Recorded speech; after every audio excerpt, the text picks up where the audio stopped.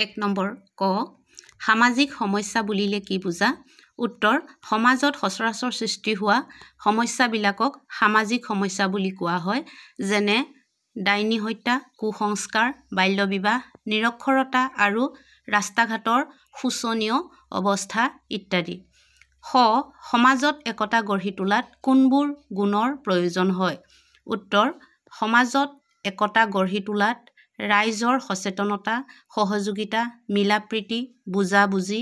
আন্তৰিকতা বিশ্বাস এৰাধৰাৰ মনোভাৱ আৰু ভাতৃত্ববোধ আদি মহান গুণবোৰৰ প্ৰয়োজন হয় গ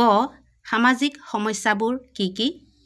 উত্তৰ ডাইনী হত্যা মাদক দ্ৰব্য সেৱন কৰি কৰা দণ্ড সৰিয়াল লিংগ বৈষম্য